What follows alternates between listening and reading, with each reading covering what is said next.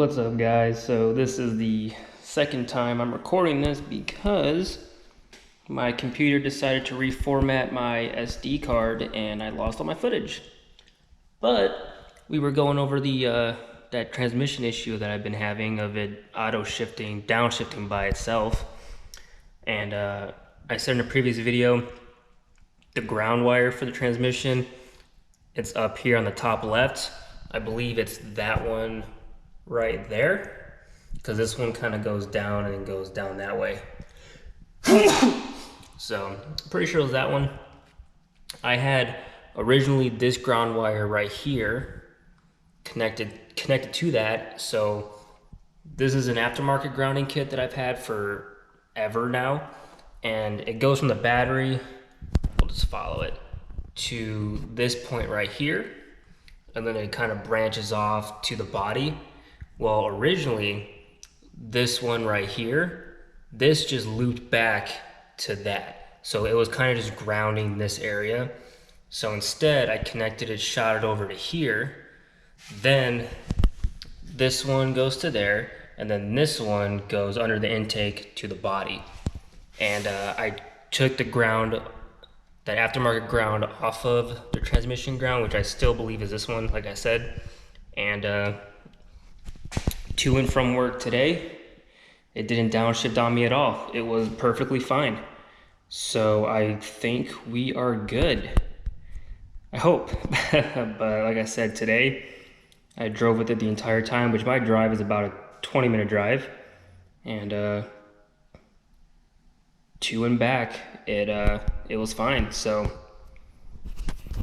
now we can finally, with that behind us, I can finally upload this new map that Limp Mode Tuning sent me, and get this car dialed in. It's not a map I can daily on, because he really messed with the fuel ratios on this next one.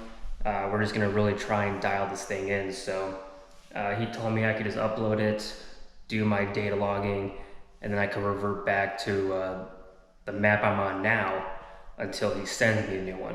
And then that'll be the, maybe that might be the final one. And then we could finally take this thing down the quarter mile in the dyno.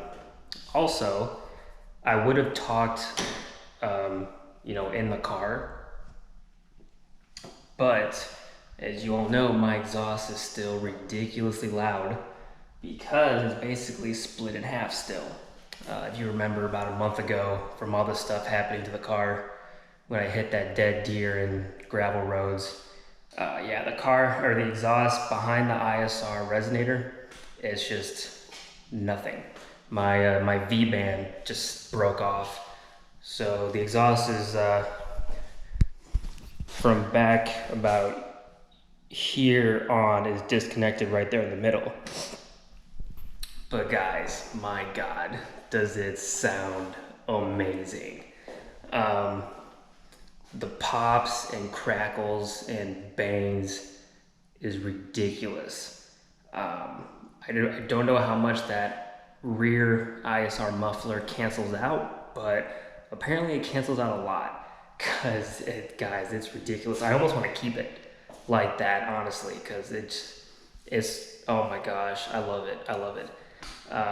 I even think it's shooting massive flames and fireballs out the bottom, because on the highway today, it was kind of stop and go traffic, so I was keeping the RPMs like really high, just letting like just kind of letting it do its thing. And cars were staying far back behind me. They weren't coming close, so I think it's shooting pretty big fireballs. Maybe this weekend, I'm gonna put the GoPro down there, and I'll get my other GoPro that has an external mic to try and get some really good audio, because the exhaust still sounds good. It's just stupid loud. It's ridiculous.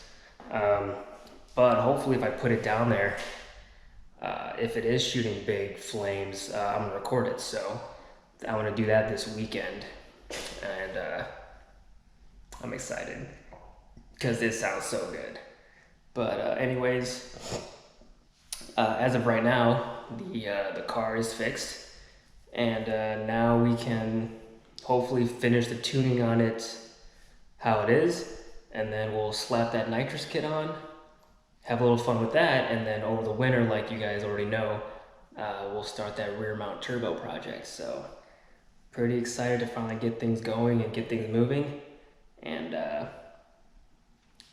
we're going to be installing a lot of parts. So I will see you guys in tomorrow's video. Deuces. Didn't even get to cross.